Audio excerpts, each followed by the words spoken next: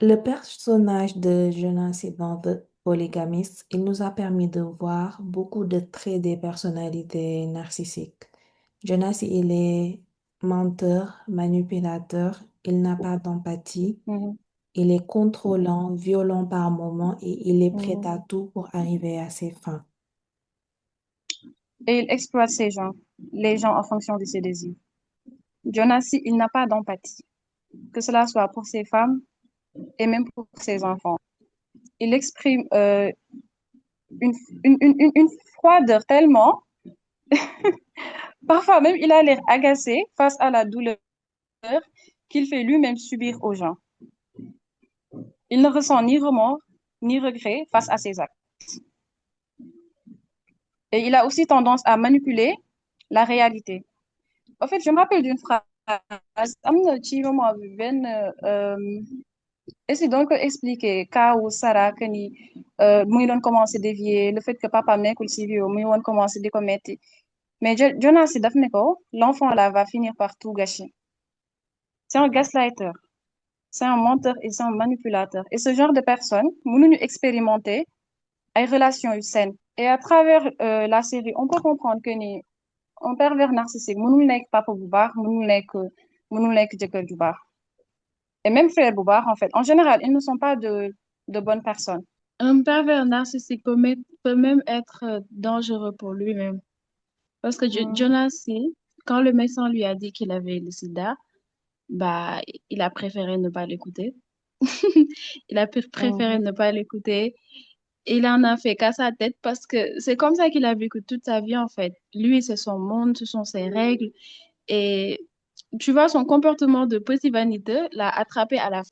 En fait, pour vivre avec une maladie qui est facilement traitable, Jonas a préféré boire ses infusions d'herbe. Il a préféré être têtu comme il a été têtu toute sa vie. Ils peuvent avoir un mauvais comportement et que ce mauvais comportement, seuls les autres en seront les victimes. Mais ce qu'ils ne savent pas, mhm. c'est que quand tu es tellement enfoncé dans ton mauvais comportement, parfois ça va se retourner contre toi et c'est ce qui se passe à la fin de la série. Mani Jonas c'est dafa am emprise ci nit ñi. Et on peut même le ressentir à travers nu ñu scénariser série bi. Au fait, il y règne une ambiance tellement sinistre et bizarre. Moi, à des moments, j'ai eu l'impression de regarder un film d'horreur. Les pervers narcissiques en général, ils ne connaissent pas la peur ni l'anxiété. Enfin, ils détruisent tout sur leur passage. Ils détruisent les gens qui sont autour d'eux. Ils se détruisent eux-mêmes à travers l'hypersexualisation, par exemple. Il avait tout pour Mhm. être heureux. Il avait une famille, une femme, Mhm, des enfants, une entreprise qui fonctionne, mais il a préféré tout détruire pour assouvir ses propres pulsions. Jonasi, il couche de gauche à droite. Jonasi xeebul leen. Dara. mhm, Aucun scrupule, aucune morale, rien du tout. Et c'est mhm, ça qui a causé sa perte. C'est exactement ça qui a causé sa perte. Il mhm. vivait de manière très reckless. Et j'ai l'impression que la société autorise les hommes à vivre de cette manière. Si tu remarques, il y a plein d'hommes qui sont tombés. C'est à cause de leur manque de maîtrise. On a vu des artistes qui sont tombés. On a vu enfin, on a vu plein de grands hommes, entre guillemets, qui sont tombés parce qu'ils ont une très mauvaise maîtrise de leur pulsion sexuelle. Et tout ça, c'est parce que la société leur permet de s'en sortir Mhm. avec leur mauvais comportement. C'est pour ça qu'ils font que escalader. Jonas, dès le début, avec Essie, quand l'autre meuf était venue dans la maison, Essie a vu qu'il était en train de tromper sa copine et elle a trouvé une excuse à cette personne. En fait, les gens lui ont trouvé tellement d'excuses qu'au final, il n'avait plus de retenue amatul woon lu muy ragal amatul woon lu muy seet te soo xoolee góor yi fi daanu année yi passé yëpp loolu moo leen daaneel. P. Diddy, il s'est pas levé pour être P. Diddy.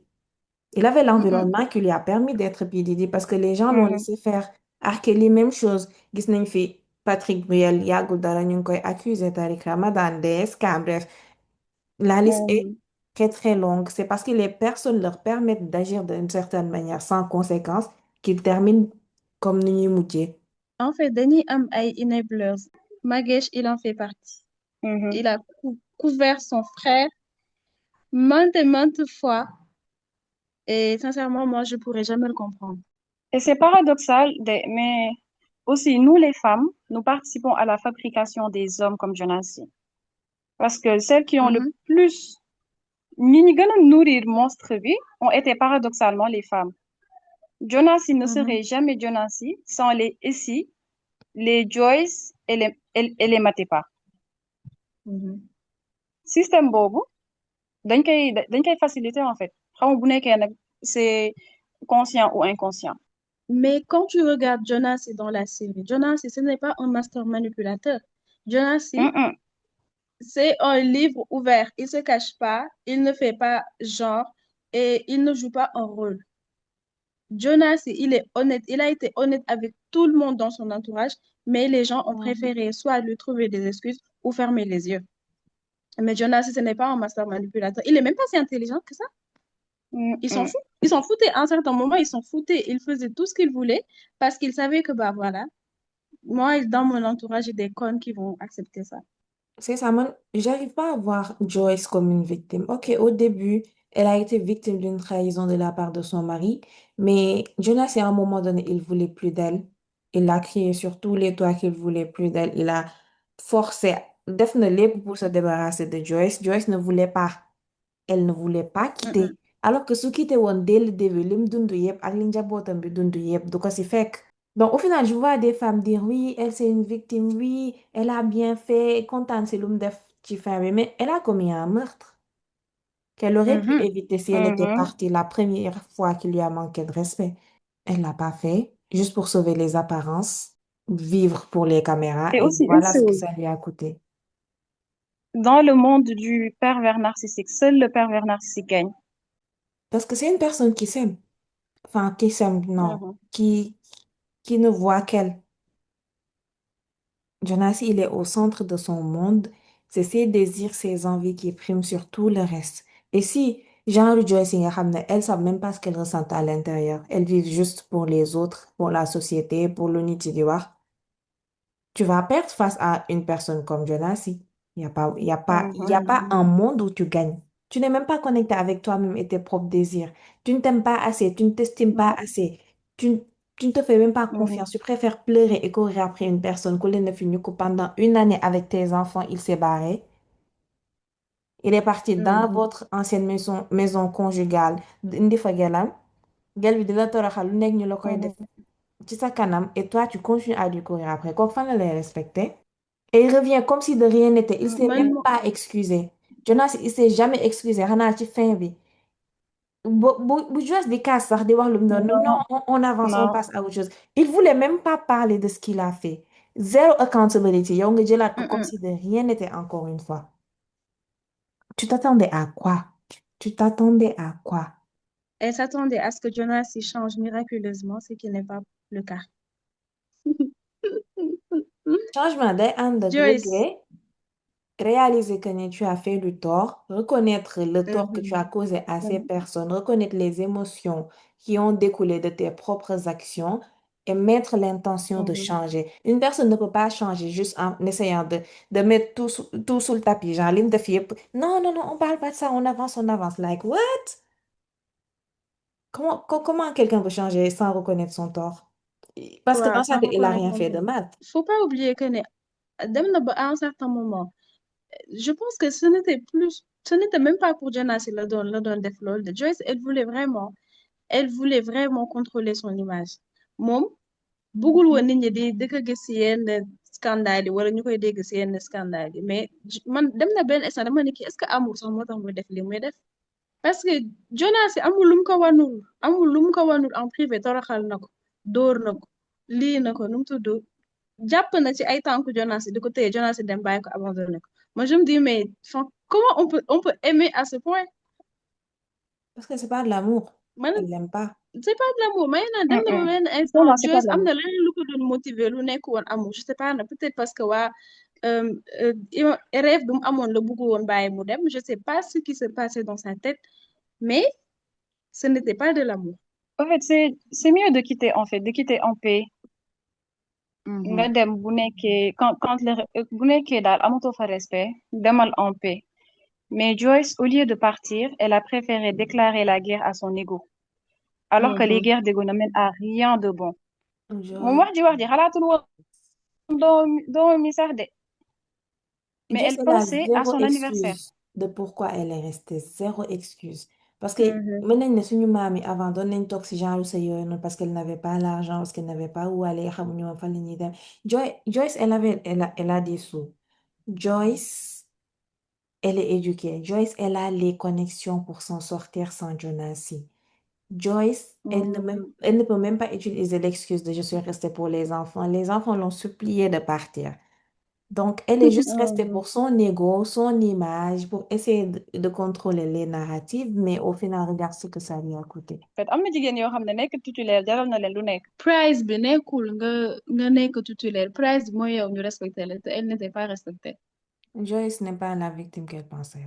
Pour moi ay doomam mi rek waroon nañ tax mu bàyyi Jonas mu dem parce que xoolal ce qu'il a exposé à ses enfants pour moi elle est traumatisée. Menzi est en train de devenir comme son père.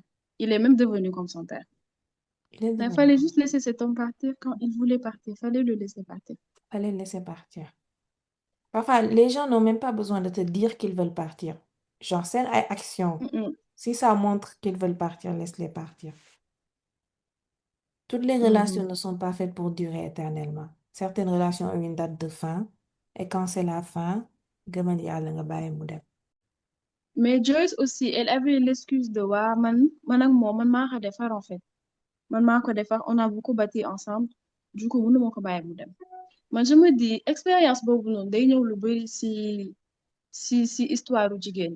Te ak société boo mënti dem danga ko fay fekk. Dama tabax ak góor, après mu bàyyi ma wala des années plus tard mu abandonné ma pour beneen jigéen. Et je me dis, est-ce qu'on est obligé de enfin dafa dem ba mel ni affaire bi c'est comme une loi immuable boo xam ne kenn mënu si dara ça daf ñu war a dal tout le temps est-ce que mënuñu si dara qu'est-ce qu'on peut faire pour changer ça Arrête de tabax tabaxal sa bopp mu tabax boppam ngeen daje. waa voilà may arrêté de tabax wala booy tabax yow jàppal ci sa xel que ne lii kii li may tabax ak moom bi soit tu perds soit tu gagnes yow te yow boo koy def ko ngir yàlla tax mais boo koy def di xaar que ne waa kii après il me sera fidèle à vie wala dafay il me sera redevable. Non, non, non. La plupart du temps, ça va pas se passer comme ça.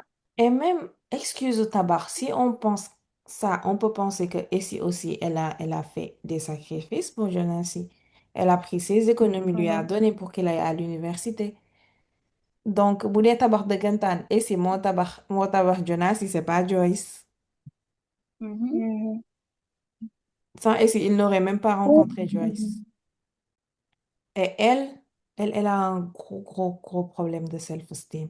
Elle se contente Mhm. même pas du minimum. Je sais même pas comment appeler ça, quoi. Genre, Des miettes. des, Ay ruusit. Moom ay ruusit Voilà. la jonaas di for ñëw dafa ko jox.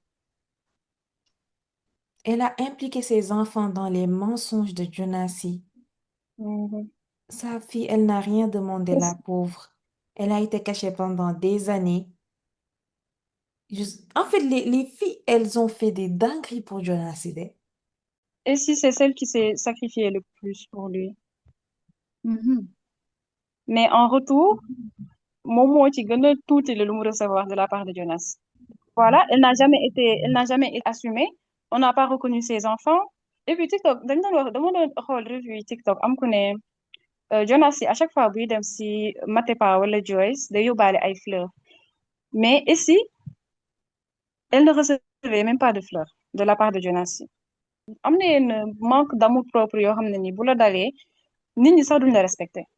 Moom li mu Te defal ici Jonas et si que Matepa defu ko Joyce defu ko mais moom lañ gën a bañ a ñàkk a respecté ñu si des sax boo xoolee seen kër yi ak condition yu ñu nekk moom nekkul ci condition yooyu et malheureusement nag li ci ici gën a bon mooy manque d'amour propre am boobu daf kaa transmettre doom ji qui se rabaisse à tromper et à voler.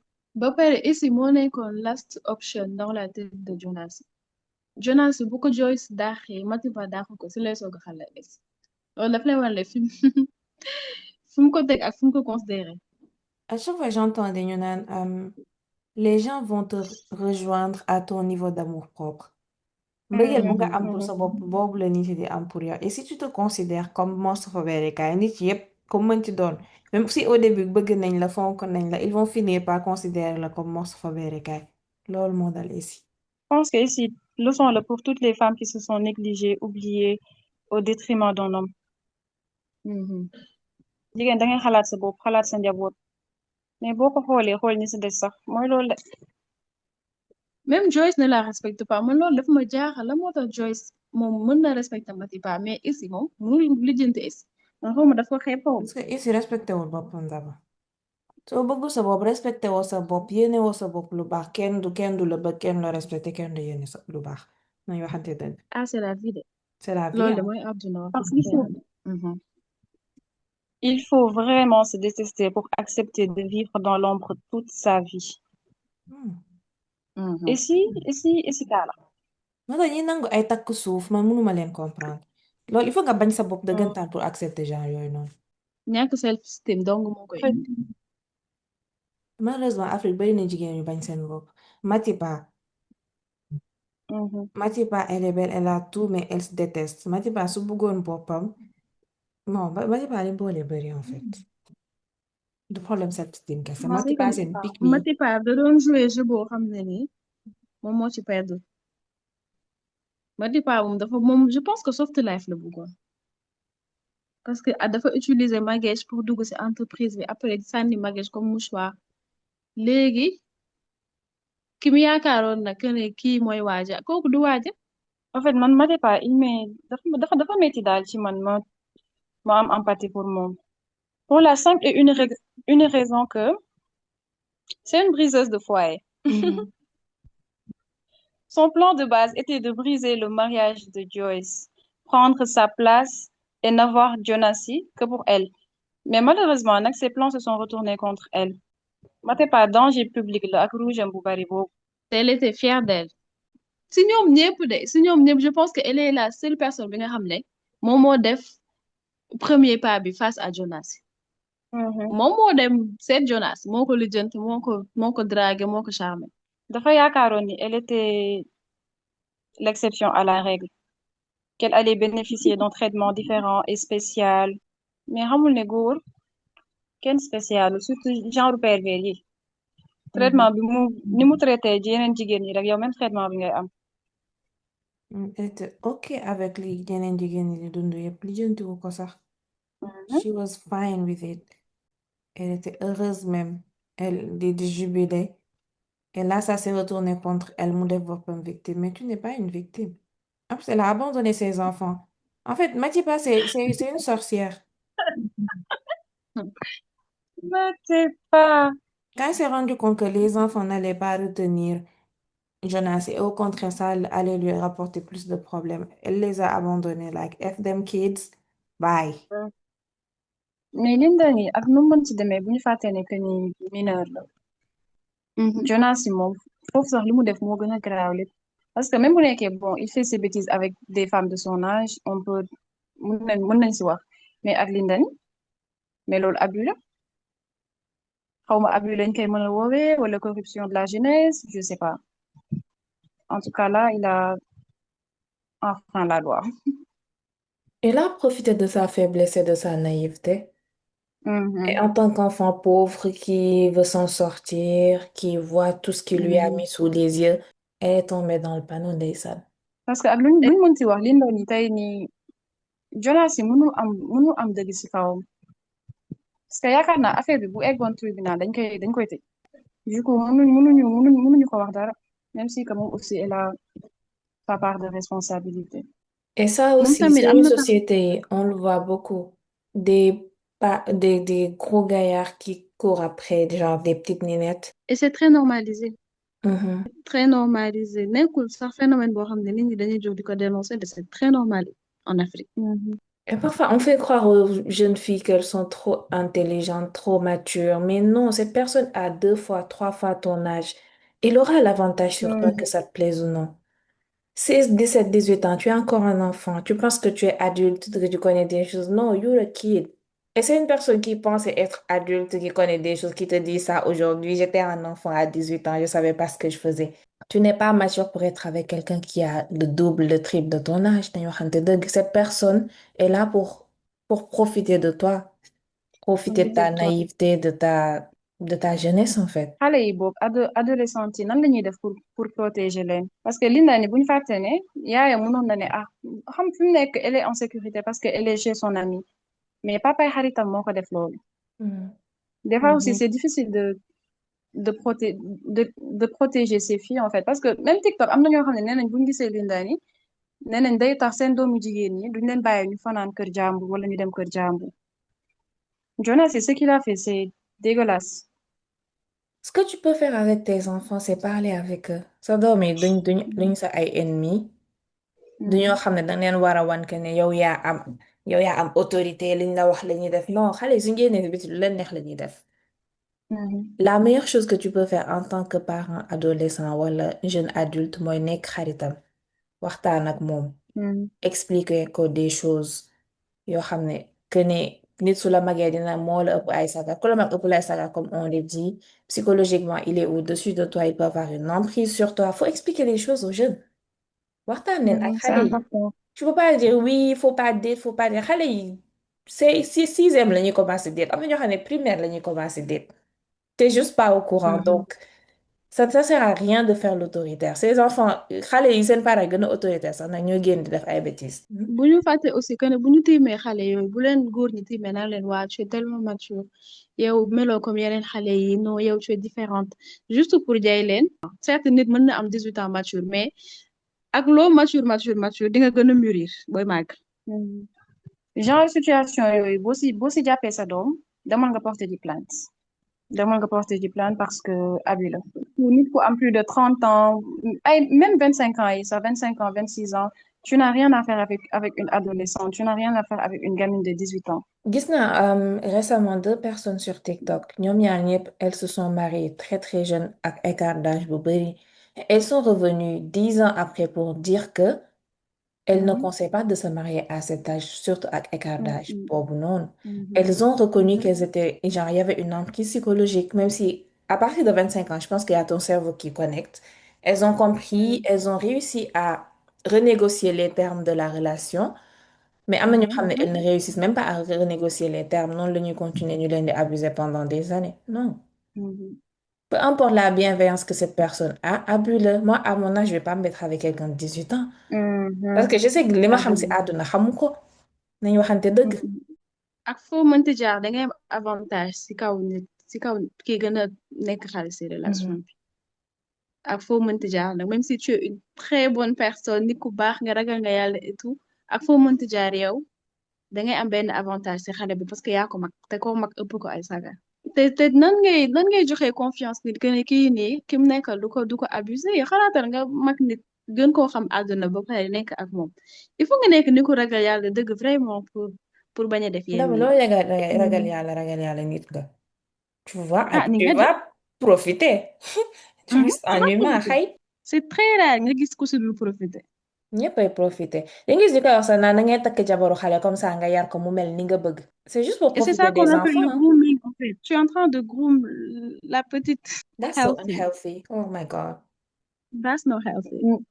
Mais malheureusement nit ñooñu duñ ko xam tant que dépassé wuñ âge boobu ba ñëw vers ay peut-être 30 ans ay 25 ans yooyu jëm kaw en tout cas fin vingtaine si ngay soog a xam que ni lii normalul woon Mm-mm. parce que Mm-mm. da nga koy natt yow ci sa bopp nga xool tey voilà tu as 27 ans nga xalaat ba nga amee woon 17 ans 10 ans en arrière nit ku me yow xale bu toll noonu looy def ak moom mais Ouais. c'est grave C'est très très c'est très grave grave ouh c'est grave vous allez parler de quoi très très mais c'est grave grave kooku xale la bàyyi ko ak ay mais moroomam yow nga dem ak say moroom parce que am na foo xam ne ni yow sa xel àdduna may na la mu tollu foofu mais bàyyi nit ki mu am propre évolution la mais ñaari xalaatal 27 ans 17 ans rek nga xalaat yow sa ñaari version yooyu amuñu dara lu ñu def ensemble surtout nag rien góor ak Mm-mm. jigéen non na kii jaar nii kii jaar ne bàyyi leen xale yi ak seen moroom yi yéen tam ngeen dem ak seen moroom yi ok moo gën Mais je pense qu'avant 25 ans, ne te mets pas avec, dans des relations où il y a beaucoup trop d'écart d'âge. Don't do non it. non Fais pas ça. Conseil au mot don't do it. may desal benn télé-réalité kooku bu mu amee 16 ans la nekkoon ak xale bu góor bi je pense que mu ngi woon mu ngi mu ngi doon jege 30 ans daal après ñu am ay doom et tout mais léegi nii ba léegi ils sont ensemble mais xale bu jigéen mootu ko supporter mootu ko supporter tu vois clairement que ne am na problème ak seen écart d'âge bu ñu amoon surtout bu mu nekkee woon xale affaire bi dafa dem ba indi ko ay problème de santé léegi ñëpp ñu ko koy nee nañ ko yow c'est ton corps qui est en train de rejeter cet homme mais enfin parfois day jël ay doomam dem voyager lu yàgg-yàgg sans xale bu góor bi et tout tu sais que y a un problème que ne li muy dund nii neexu ko ak le fait que mu ngi màgg elle réalise beaucoup de choses mais loolu fan nga koy waxee mais am na ay jigéen sax yoo xam ne dañuy porter plainte am na ñoo xam ne même bu nekkee elles étaient consentantes bu ñu demee ba nekk mag ba am maturité bi dañuy porter plainte Mais en tout Anna cas. Ken, comme elle suit TikTok, elle est très très ouverte avec ça. Elle est encore avec le même monsieur. Elle est heureuse et épanouie. Elle est heureuse dans son ménage, mais elle, day taxaw carrément ne la, il y avait de l'abus. Genre, amoon na emprise. Même si Mhm. Koko ki bëggoon na ko, am nañ relation bu baax, c'était sain et tout, mais il y avait une emprise. Et il y a une emprise. Il y a Écart une d'âge, il y a emprise. toujours une C'est réel. emprise. C'est réel.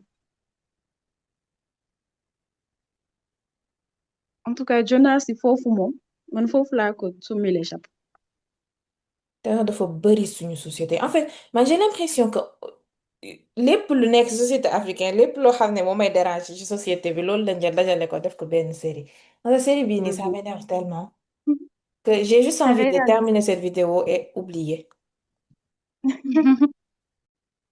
mais yéen bu ngeen paree série bi lan ngeen yaakaar que ne genre jigéen ñi mën nañ ko si jàng Love yourself. Fais comme Jonasi. Mhm. Pense à C'est toi. comme ça. Fais comme Mhm. Jonasi. Il pense qu'à lui, tu penses qu'à toi. ak situation bu mënti ñëw xalaatal sa bopp ak say doom déjà boo xalaatee sa bopp sa xalaat nga say doom ba pare yow en tant que mère si tu es en bonne santé physiquement et mentalement tu seras plus apte à prendre soin de tes enfants Mhm. du coup xalaatal sa bopp. te aussi doo traumatiser say doom Mhm. Mm, mm. ñu bari parce que duñ ko gis. même si un peu mais moom kii na enfin elle a fait le travail n'empêche elle restera traumatisée par li papaam def yëpp passé mënul tëb tëb rek génn si moom Mhm. Menzi moom n'en parlons même pas On l'a perdu. La seule chose qui te sauvera dans ce monde en tant que femme is loving yourself unconditionally. Sois le Mhm. centre de ta vie, de tes décisions. Hier ou chaque jour, tu prends des décisions qui vont dans le sens de tes propres intérêts, en fait. Mhm. À chaque fois, décision boo jël fexeel ba mu nekk loo xam ne am nga ci intérêt positif mu doon li gën ci yow nga jël ko. Parce que société bi n'est pas tendre avec toi. Nit ñi ils sont pas tendres avec toi. Donc yow li nga mën def en tant que personne mooy bëgg sa bopp. Société bi ne t'aime déjà pas. Ça ñëpp xam nañ ko. Aime-toi. C'est ça qui va te sauver, rien d'autre. On peut militer, on peut faire tout ce qu'on veut de nous changer. Parce qu'il y a des femmes qui soutiennent le système, alors que le système, c'est contre nous. Les narcissiques, ils sont narcissiques, ils sont si. Ok, ils sont égoïstes, soit pas égoïstes, mais soit self-centered, soit Mhm. égocentrique. Jëlal sa bopp def ko ci centre bi sama bopp sama bopp sama bopp. Loolu lay sauver yow ak sa njaboot. Rien d'autre. pour yéen Essie ak Joyce kan moo gënoon mérité enterré ko. Joyce. parce que bu je mu sais que feebaree bi mu ñëpp ko daw. feebaree aussi rek la gis ñëpp ko daw Waa ici bu mu bénévole la xay. feebaree C'est une d'accord certes bénévole. c'est une bénévole et tout, mais Ci est-ce que xam nga ne Joyce enterrement boobu mu dem crash ak dépouille Jonas bi mu dem nangu c'était pas pour Jonas de c'était pour je sais pas pour def benn scène D'abord, am on pour s'en fout de ce organiser qui est pour Jonasi ou pas. Il mérite rien du I tout. know je sais mais enfin c'était pas sincère daal man ici Waa non léegi nag. mais Essie elle a trop souffert Essie mënoon nañu ko may loolu lépp Eh, billaay musul am dara si Jonas Jonasi daa mérité sincérité. non mérité wu ko moom Mérité réewum wu dëgg la wax tous. dëgg yàlla mérité wu Mérité ko. wu tous. Jooy fa isi jooy la di ko suul mérité wu ko. Nañ dem kii saaga ko suul ko. Muy yow. Oh my God. En tout cas ouais, je pense que mënoon nañu bàyyi essayer lii No, bi rek no, néew no. bi rek No. Xay. Su ko suuloon dinaa dem sulli ko. What? No. C'est trop facile. Xay. c'est vrai Trop moom bu facile. question bu nekkee question mérite la ñuy wax moom ni ko Joyce def la gën a mérité. En plus, les autres, Ouais, ils ont c'est tout. participé Naaga ba pare. à la misère de Joyce. ñoom ñëpp xamoon nañ li Jonas si nekkee. Joyce kese moo Mhm, fi am ay surprise si comportement Jonas si de. mhm. Ouais, c'est ñoom vrai, tout le ñëpp monde ñu ànd savait. ak Jonas si pour toroxal Joyce ñoom ñëpp. Mhm. De toutes ces épouses-là, c'est Joyce la victime. C'est tout. Si on peut appeler ça victime même. Mais c'est elle qui a le plus Hein. souffert. Mais à la fin, elle n'était plus une victime. Ouais, mais quand même. Nañ ko may loolu. Nañ ko may mu saaga ko suul ko. Ok. Joyce criminel la nag buñ fàtte lool de. Joyce bu wax ji neex bañ fàtte ni dafa rey nit. Il dafa mérite. rey nit moom. Mhm. Mais bon, c'est tout ce que Jonas méritait en C'est vrai. tout ce qu'il Mhm. mérite. Il n'a qu'à croupir là-bas. Yéen. Suul ko sax nag, c'est trop faire. Nañ ko lakk. Merci beaucoup de nous avoir écoutés. N'oubliez pas d'aimer, de liker, de partager et de commenter. ngeen jox ñu seen ay avis ci suuf bu fekkee ci temps ngeen série bi. Merci beaucoup et à la prochaine.